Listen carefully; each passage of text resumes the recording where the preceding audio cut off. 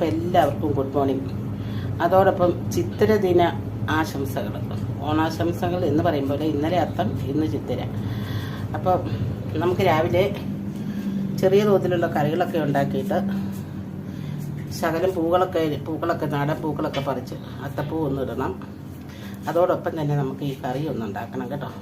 അപ്പോൾ കറിയൊക്കെ ഉണ്ടാക്കി വെച്ചിട്ട്, ഒത്തിരി കറികളില്ല, 1-2 കറികൾ മാത്രം ഉണ്ടാക്കുന്നുള്ളൂ രാവിലെ. അപ്പം നമുക്കിത് കണ്ടോ, ബീറ്റ്റൂട്ട്. ഈ ബീറ്റ്റൂട്ടും ഉള്ളിയും കിഴങ്ങ്, പയറ്, തക്കാളി, പച്ചമുളക് എല്ലാം കൂടെ കൂടിയിട്ട് അല്പം തേങ്ങയും ചേർത്ത് ഒരു കറി ഉണ്ടാക്കാം. തോരനാണോയെന്ന് ചോദിച്ചാൽ അല്ല, അവിയലാണോയെന്ന് ചോദിച്ചാൽ അതുമല്ല.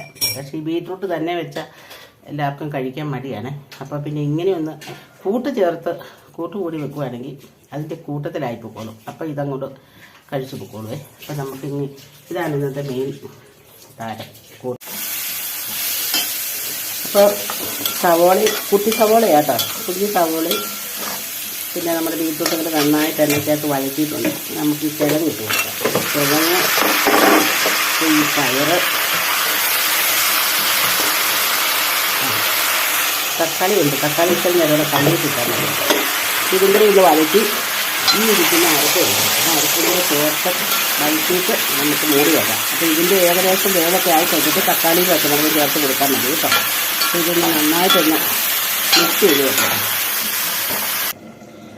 ഇപ്പോൾ രാവിലെ എല്ലാവർക്കും ഒന്നുകൂടി ഗുഡ് മോർണിംഗ് ആശംസകളൊക്കെ പറയുന്നു.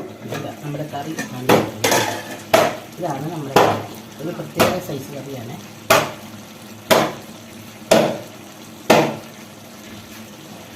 കാണിച്ചു തരാം കേട്ടോ. ഒന്നും കൂടി ഇളക്കി കൂട്ടി വെച്ചിട്ട് കാണിച്ചു തരാം.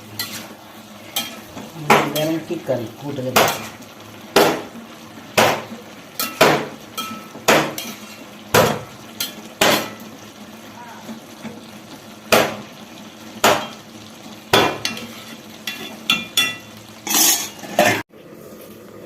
ദോശ ഉണ്ടാക്കണം. ദോശയ്ക്ക് വേണ്ടി ചമ്മന്തി കൂടി അരയ്ക്കണം. ഇവിടെ ഇതുണ്ട് കൂട്ടുകറിയുടെ അവസ്ഥ കണ്ടോ. ഇച്ചിരി ഒരു വെള്ളം പറ്റണം. വെള്ളം പറ്റി വെന്ത് കുഴഞ്ഞു വരണം കേട്ടോ. അപ്പോഴാണ് ആ കറിയുടെ ഒരു ടേസ്റ്റും വരുള്ളൂ. അതിൻ്റെ അതായത് ഒരു പൂർണ്ണത കിട്ടുള്ളൂ. ഇത് ചാറത്തെ കറി, ഒരു ചാറ് കറിയുണ്ട്. തോരനല്ല കേട്ടോ, മെഴുക്കുവരട്ടിയായിട്ട് എടുത്തു. ചെറുതായിട്ട് അരിയിട്ട് മെഴുക്കുവരട്ടി. ഇപ്പം നമ്മുടെ ബീറ്റ്റൂട്ട് കൂട്ടിയുള്ള അവിയൽ അങ്ങനെ വേണമെങ്കിൽ പറയാം കേട്ടോ. അത് ഭംഗിയായിട്ട്